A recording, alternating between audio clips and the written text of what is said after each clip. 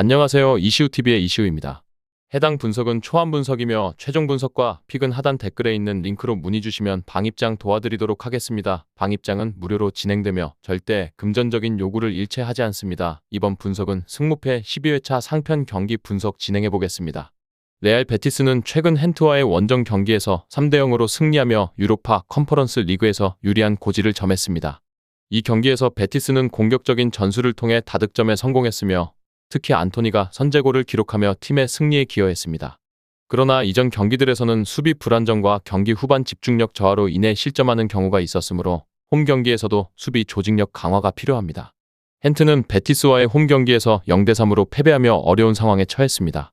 이전 경기에서는 메헬렌과 3대3으로 비기는 등 수비에서 불안한 모습을 보였습니다.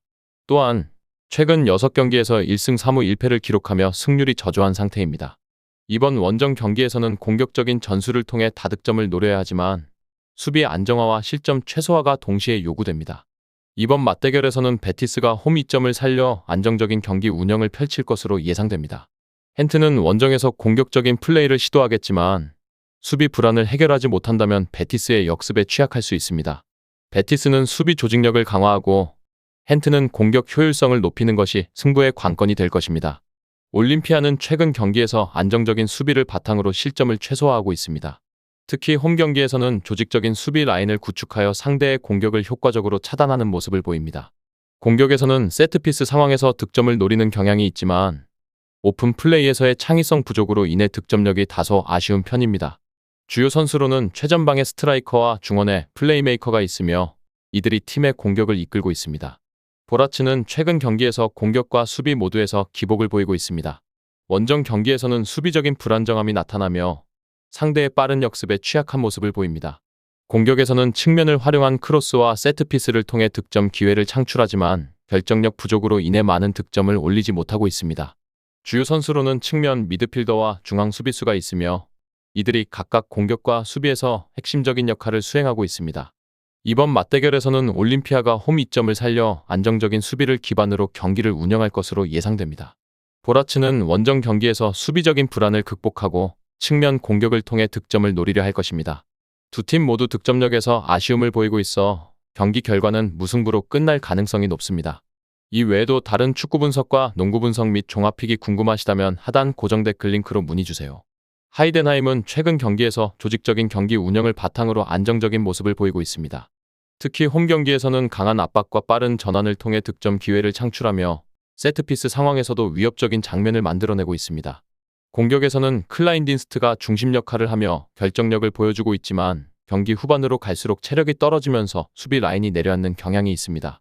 또한 상대가 강한 압박을 가할 경우 중원에서의 패스 미스가 잦아지는 것이 단점으로 작용할 수 있습니다. 코펜하겐은 최근 경기에서 탄탄한 수비력을 바탕으로 안정적인 경기 운영을 펼치고 있습니다.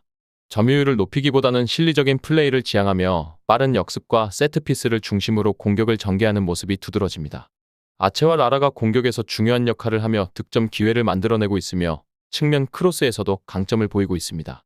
다만 원정 경기에서는 수비에서 실수가 나오는 경우가 있으며 상대가 강한 압박을 가할 경우 빌드업이 원활하지 못한 모습을 보이기도 합니다. 이번 맞대결에서는 하이덴하임이 홈에서 적극적인 공격을 시도하며 주도권을 잡을 가능성이 높으며 코펜하겐은 단단한 수비를 바탕으로 역습을 노릴 것으로 보입니다.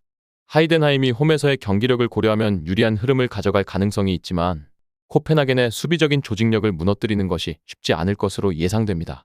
팽팽한 접전이 예상되며 무승부 가능성이 높은 경기입니다.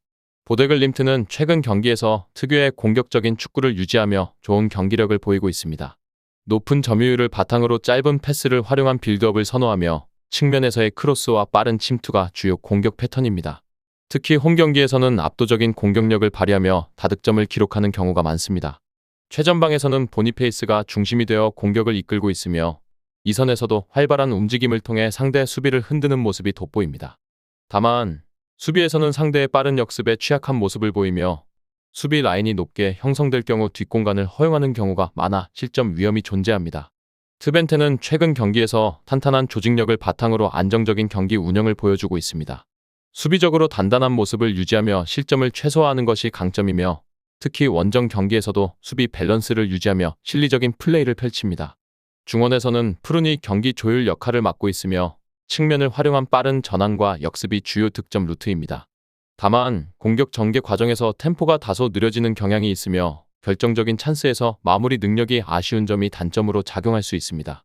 이번 맞대결에서는 보데글림트가 홈에서 공격적으로 나설 가능성이 높고 트벤테는 안정적인 수비를 바탕으로 역습을 노리는 전략을 펼칠 것으로 예상됩니다. 보데글림트가 공격적으로 우위를 점할 가능성이 높지만 트벤테의 탄탄한 수비 조직력을 고려하면 쉽게 무너지지는 않을 것입니다. 경기 후반으로 갈수록 보데글림트의 공격력이 더욱 활발해질 가능성이 크며 홈에서 강한 면모를 보이는 점을 감안하면 보데글림트가 승리를 거둘 가능성이 높아 보입니다. 갈라타사라이는 최근 경기에서 강한 공격력을 바탕으로 꾸준한 성과를 거두고 있습니다. 홈 경기에서는 높은 점유율을 유지하며 공격적으로 나서는 경향이 강하며 측면 크로스와 중앙 침투를 적극적으로 활용하는 모습입니다. 이카르디가 최전방에서 결정력을 보여주고 있으며 중원의 체급도 강해 세트피스에서도 강점을 보이고 있습니다. 하지만 수비에서는 빠른 역습에 다소 취약한 모습을 보이며 특히 후반전 체력이 떨어질 때 공간을 내주는 경우가 있습니다. 알크마르는 최근 경기에서 탄탄한 조직력을 바탕으로 안정적인 경기 운영을 펼치고 있습니다. 점유율보다는 빠른 역습과 세트피스를 중심으로 한 공격 전개를 선호하며 원정에서도 실리적인 플레이를 펼치는 팀입니다. 파블리디스가 공격의 핵심 역할을 하며 득점력을 보여주고 있지만 상대가 강한 압박을 가할 경우 중원에서 빌드업이 원활하지 못한 모습을 보이기도 합니다. 또한 수비에서는 실수가 종종 나오며 압박을 강하게 받으면 불안한 모습을 보이는 경향이 있습니다.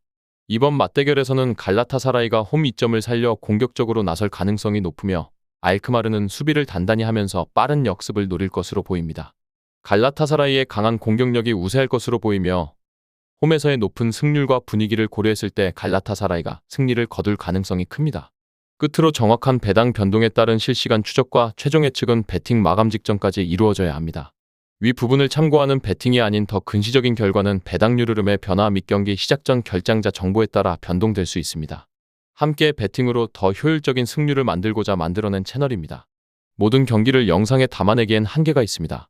이 외 다른 경기들의 정보와 결과 예측 및 더 많은 도움이 필요하시다면 분석방으로 언제든지 연락주세요.